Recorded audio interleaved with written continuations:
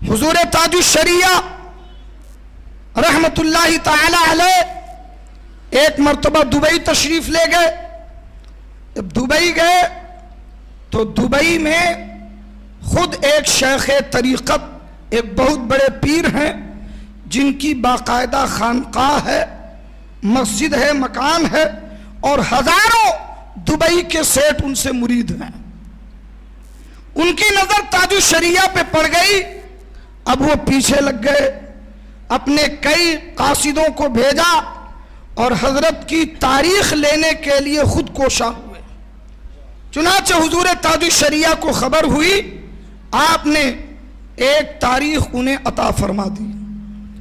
اب وہ متعینہ تاریخ پر نعرہ تکبیر، نعرہ رسالت، مسلک اعلی حضرت، علماء اہل سنت، خلیفہ حضور محدث کبیر، نعرہ تکبیر، نعرہ رسالت. میں عرض یہ کر رہا تھا، اب وہ پیر صاحب کی نظر پڑ گئی تو انہوں نے حضور تاج الشریعہ کی تاریخ لی اور بڑے اہتمام کے ساتھ حضرت کو اپنی خانقاہ میں دعوت دی. حضرت تشریف لے گئے، بڑے عقیدت سے ملے. مجمع مریدوں کا تھا مگر حضرت کی شخصیت سے وہ اس قدر مرعوب ہوئے کہ اٹھ کے کھڑے ہوئے، معانقہ کیا، مصافحہ کیا اور حضرت کی دست بوسی کی. خود پیر ہیں اور وہ بھی کسی دیہات کے نہیں، دبئی کے پیر ہیں، ہزاروں سیٹ ان کے مرید.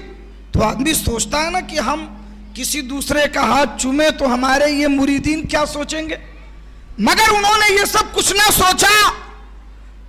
حضرت کے شایان شان ان کا استقبال کیا، بڑی عزت کے ساتھ بٹھایا اور کچھ دیر تک حضرت سے گفتگو کرتے رہے، استفادہ کرتے رہے.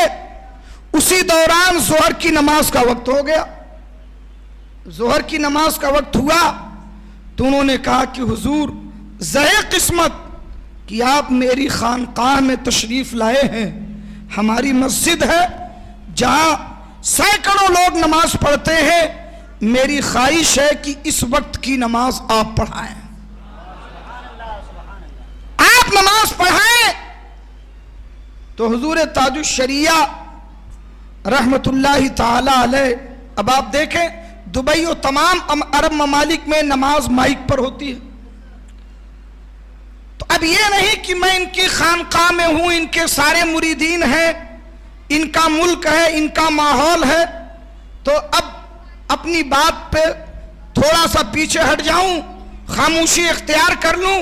نہیں، جس چیز کو تاج الشریعہ نے حق سمجھ لیا اس پر پوری سختی کے ساتھ آخری دم تک قائم رہے. بے شک، سبحان اللہ، سبحان اللہ. تو آپ نے پیر صاحب سے یہ فرمایا برجستہ کہ میں مسلک اعلی حضرت کی روشنی میں نہ تو مائک پر نماز پڑھتا ہوں اور نہ پڑھاتا ہوں،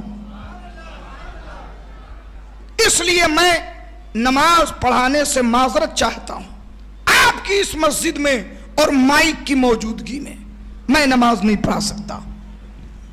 انہوں نے کہا اچھا تو اتنی سی بات ہے. اب آپ ذرا سوچئے، انہوں نے کہا بس اتنی سی بات ہے. تو اپنے کچھ مریدوں کو بلایا، کہا سنو ہٹاؤ اس مائک کو، ہمیں مائک کی ضرورت نہیں، ہمیں تو اس شیخ کی ضرورت ہے. سبحان اللہ، سبحان اللہ، سبحان اللہ. کہا نماز یہی پڑھائیں گے، مائک ہٹے گا، حضرت نہیں ہٹیں گے. سبحان اللہ.